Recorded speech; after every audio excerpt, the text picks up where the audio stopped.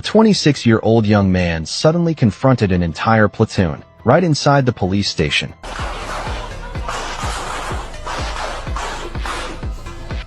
He was compared to a 5-star fighter, so strong that the officers were forced to constantly step back.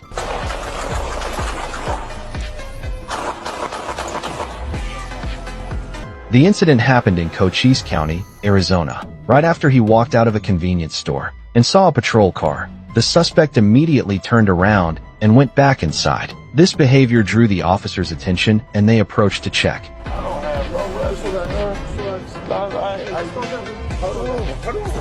Not wanting to be touched, he instantly pulled away to run. At that moment, the officers fired warning shots, even though they had initially confirmed he wasn't armed.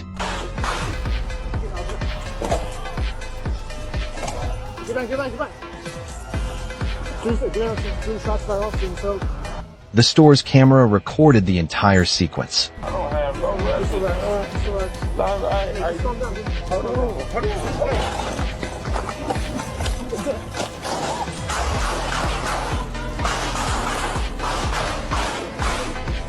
Thinking they were dealing with a weak person, the male officer even tried to show off in front of his female colleague. But the suspect unexpectedly fought both of them alone, forcing them to constantly retreat.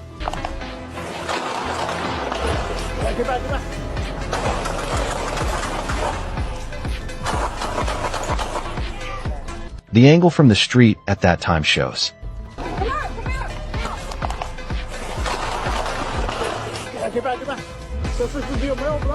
At this moment, it is clearly visible. The male officer kept hiding behind.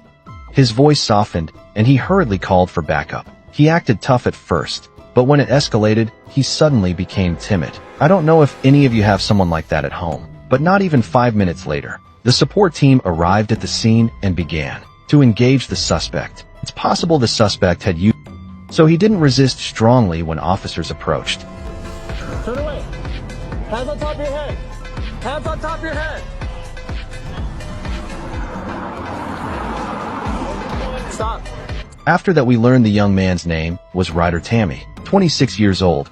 He had only stopped by the convenience store to buy some items, like he normally would, not expecting to be pulled into a tense situation, because the officers used the moment to show off. In the end, he was charged with illegal possession of a firearm and intentional injury, receiving a 16-year prison sentence. As for the officer who liked to show off, he was initially suspended.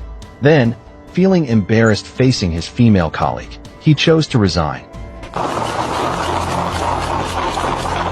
Just because an African-American man moved his car slightly, police officers in the U.S. immediately emptied an entire magazine on him. And since the area was a black community, the whole neighborhood quickly erupted in chaos. Could the officers retreat safely or not? Let's take a look at the detailed events on the afternoon of August 12, 2022. The surveillance camera at the Chicago Police Department was pointing toward a house that looked very ordinary, with several men sitting and talking in front of the gate. But in their pockets they were carrying real weapons, rifles, drum magazines, and even handguns. The police noticed this, but they didn't act immediately. Instead, they continued monitoring for hours, until around 3 p.m., a man suddenly pulled out a handgun and quickly tucked it into his waistband, seemingly preparing to do something. The information was immediately relayed to the nearby patrol team. A few minutes later, 2 police cars sped into the neighborhood with sirens on. Seeing the police arrive, the man thought he was being warned for parking improperly,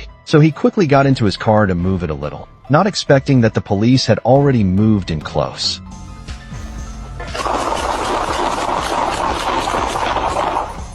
We switched to another camera angle.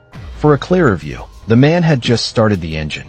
Behind him were 2 police vehicles that hadn't even turned on their lights yet. Before the police SUV fully stopped, its door swung open. An officer jumped out from the back seat of the SUV and immediately drew his gun, approaching the car. Right after that, 10 gunshots rang out continuously, a familiar sight, like confrontation scenes in action movies. One side only had a knife, while the other used guns. After the incident, the police claimed they saw the suspect suddenly lean forward, reach toward the passenger seat, and twist his body with his hand behind his back. The officer thought the man was about to draw a weapon.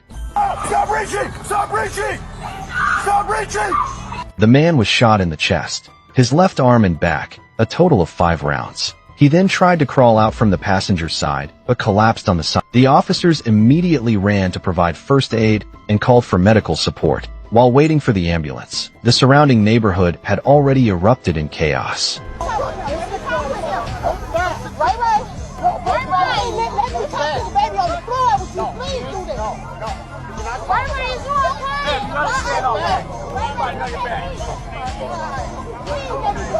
At that moment, the police could only use their own bodies to form a barrier, both treating the wounded man and trying to maintain order in the area. In the end, the man was rushed to Stroger Hospital.